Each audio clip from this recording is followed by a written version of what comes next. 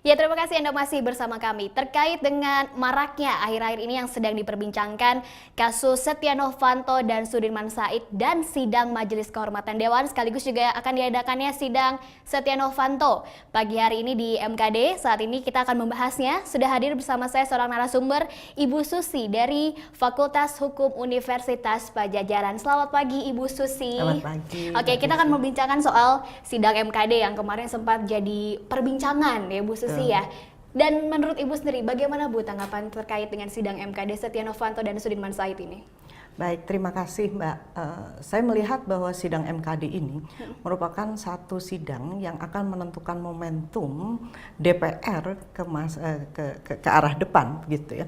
Karena di dalam sidang ini kita juga akan melihat sebagai masyarakat sampai sejauh mana DPR itu mempunyai komitmen yang tinggi terhadap penegakan kode etik yang mereka sudah buat sendiri. Gitu. Oke, dan terkait ini selama ini ya Bu ya, anggota MKD ini banyak yang menanyakan soal legal standing. Nah, itu bagaimana sih Bu mekanismenya dan legal standing ini seperti apa, Bu Susi? Ya, istilah legal standing itu atau dalam bahasa Indonesia biasa kita terjemahkan sebagai kedudukan hukum. Merupakan satu istilah yang seringkali dijumpai di dalam hukum acara. Artinya hukum acara itu adalah hukum untuk menegakkan hukum material yang ada di dalam peraturan perundang-undangan, dan hukum acara itu selalu ada di dalam konteks pengadilan begitu. Nah, yang harus dapat dipahami di sini bahwa ketika anggota-anggota MKD itu menanyakan legal standing Pak Sudirman Said, kita harus kembali kepada inti dari Majelis Kehormatan DPR.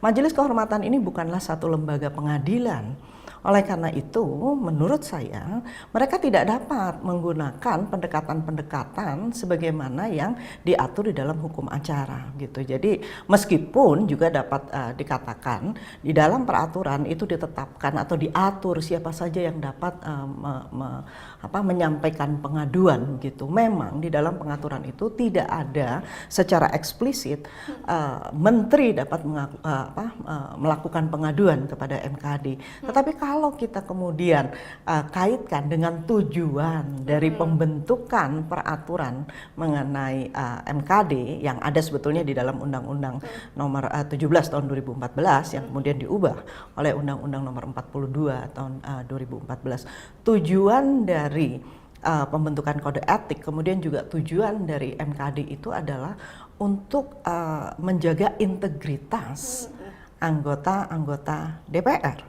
Dengan demikian ketika kita bicara integritas anggota DPR, dan anggota DPR itu dapat berhubungan dengan siapapun, termasuk di dalamnya menteri.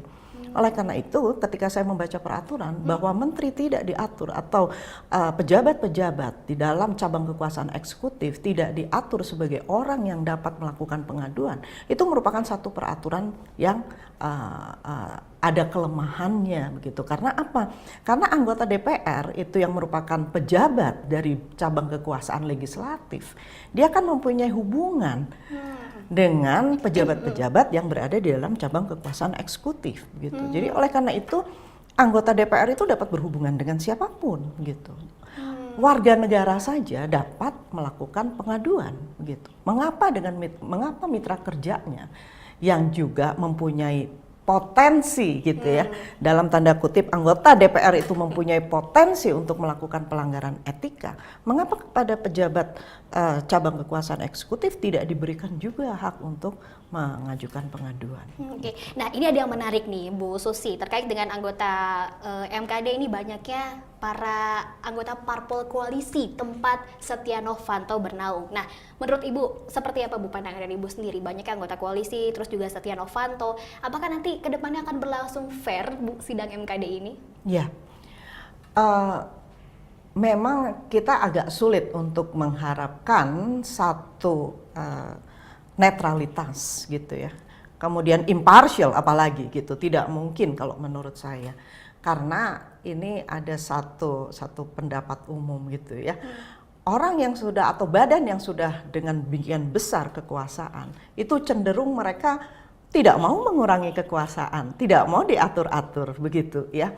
Oleh karena itu seharusnya anggota-anggota dari Majelis Kehormatan DPR itu diisi oleh orang-orang yang tidak mempunyai kaitan secara langsung begitu. Misalkan dari Golkar gitu. Tapi kan kemudian kita kembali lagi kepada peraturan gitu. Oleh karena itu akan dikembalikan lagi kepada hati nurani dari masing-masing anggota MKD itu. Berasal dari fraksi apapun dia, berasal dari partai apapun dia. Mereka harus sadar bahwa ketika mereka duduk menjadi anggota DPR, mereka itu mewakili rakyat, bukan mewakili partai politik begitu. Oleh karena itu kalau mereka sadar bahwa mereka adalah orang yang dipilih untuk mewakili rakyat, maka mereka seharusnya dapat melepaskan hubungan-hubungan yang sangat dekat dengan partai politik, termasuk melindungi rekan-rekan mereka yang diduga melakukan pelanggaran-pelanggaran etika gitu. Jadi kepentingan rakyat itu seharusnya diletakkan sebagai kepentingan yang tertinggi. Bukan kepentingan untuk melindungi rekan mereka yang diduga melakukan pelanggaran gitu. Jadi saya tidak berharap terlalu banyak mengenai netralitas dari MKD ini, dan kita sudah dapat lihat dari beberapa sidang yang ditayangkan oleh berbagai TV gitu ya, bagaimana anggota MKD itu sangat memperlihatkan dalam tanda kutip gitu ya dukungan kepada Pak SN ini gitu ya, yang seharusnya menurut saya seharusnya mereka tidak boleh lakukan itu. Dan mungkin kita juga melihatnya cenderung Sudirman Said yang disalahkan ya Bu ya, menurut Ibu seperti apa? Ya, ini yang tadi saya katakan, karena MKD itu seakan-akan menempatkan dirinya sebagai pengadilan. Di dalam peraturan itu memang saya lihat ada aturannya bahwa semua anggota MKD itu harus dipanggil yang mulia. Padahal di dalam praktek yang dipanggil yang mulia itu biasanya, apalagi di dalam perkara seperti ini, biasanya adalah para hakim. Bisa dilihat bagaimana cara mereka berpakaian. Mereka pakai seperti pakaian hakim begitu kan, pakai toga hakim. Coba kita bandingkan dengan ketika Majelis Kehormatan Mahkamah Konstitusi melakukan sidang-sidangnya.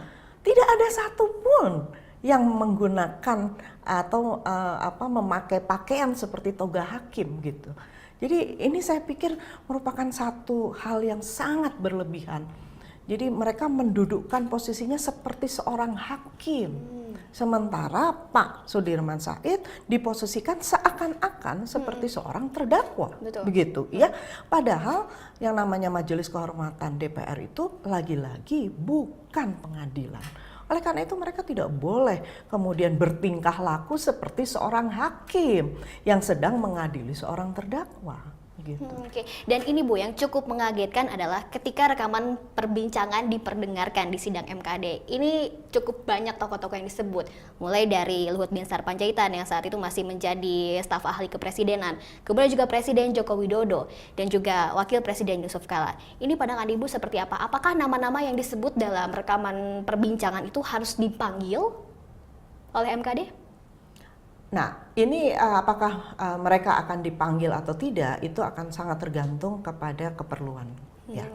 Tetapi kita juga harus mengingat bahwa meskipun Presiden Jokowi, kemudian Wakil Presiden Yusuf Kala disebut-sebut namanya, tetapi apakah memang ada kepentingan untuk menghadirkan beliau-beliau itu di depan sidang Majelis Kehormatan DPR?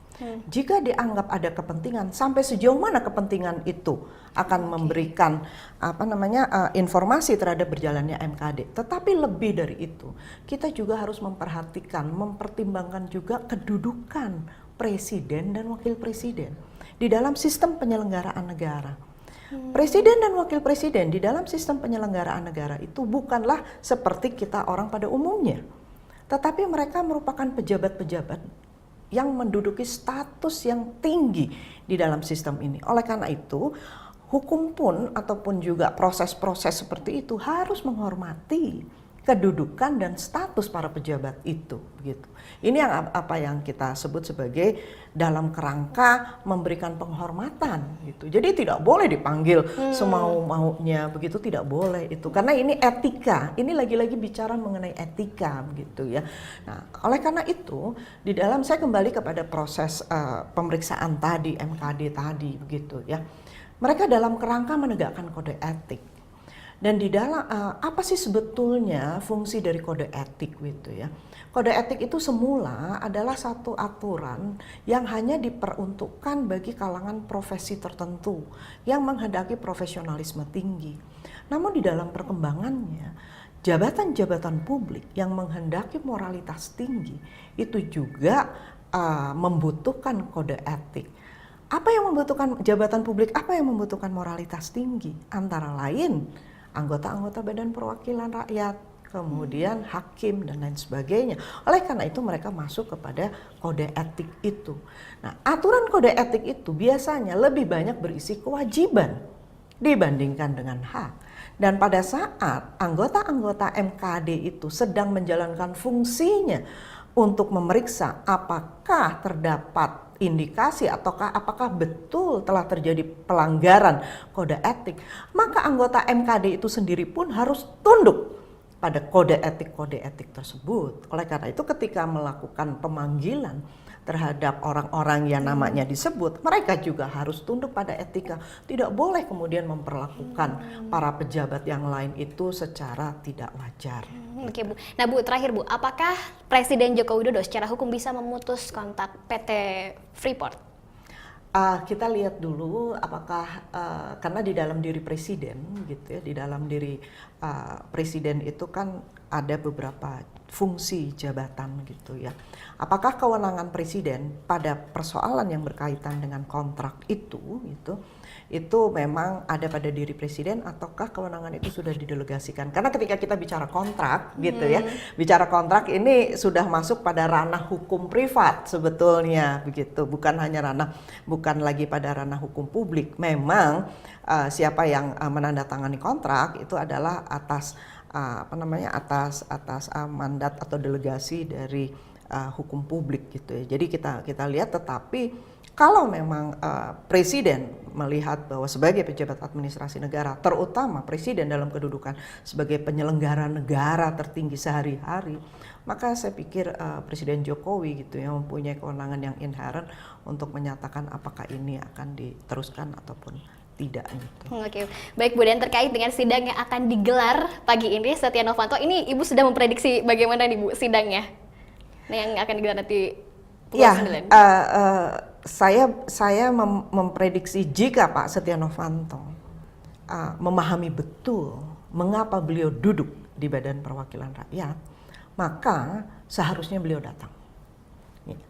Oleh karena itu rakyat akan dapat melihat sampai sejauh mana dia dapat mempertanggungjawabkan moralitas yang memang diinginkan oleh rakyat dari seorang wakilnya. Seharusnya beliau hadir untuk mengatakan bahwa ini yang saya lakukan.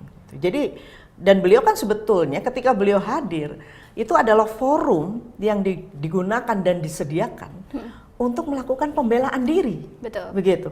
Tapi kalau beliau tidak pernah hadir gitu ya dengan berbagai alasan gitu, artinya apa? Beliau tidak menggunakan forum untuk melakukan pembelaan diri. Dan ketika beliau tidak melakukan forum untuk melakukan pembelaan diri itu, maka putusan apapun nanti yang akan diambil oleh MKD itu harus dipatuhi oleh Pak Setia Novanto. Saya ingin menambahkan satu lagi isu sebetulnya yang sedang beredar adalah karena masyarakat melihat sidang MKD ini berlarut-larut, oleh karena itu ada desakan luar biasa dari masyarakat, termasuk dari para ahli hukum, para ahli ilmu politik, kemudian juga dari lembaga swadaya masyarakat untuk menekan dalam tanda kutip menekan MKD untuk mengeluarkan satu putusan bahwa telah terjadi pelanggaran berat.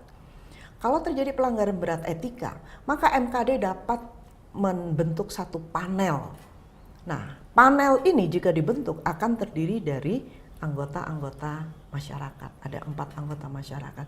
Kita juga sedang tunggu apakah MKD juga akan melakukan apa yang diinginkan oleh sebagian besar masyarakat, begitu ya, bahwa panel itu akan dibentuk untuk membuktikan bahwa memang DPR itu terbuka mendengar suara rakyat gitu. Iya baik, jadi kita nanti tinggal tunggu saja perkembangan selanjutnya ya. Apakah nanti di sidang MKD dengan menghadirkan Setia Novanto beliau akan hadir? Iya, Nanti kita dari situ kita bisa akan melihat lihat. bagaimana perkembangan Betul, selanjutnya ya Bu betul, Susi ya. Baik, betul. Ibu Susi terima kasih banyak Terima atas kasih, waktunya Mbak sudah Desi. hadir pagi ini di studio kami. Ya dan selanjutnya kami masih akan menghadirkan informasi menarik lainnya. Jadi Anda jangan kemana-mana, tetap bersama kami di Net Jabar.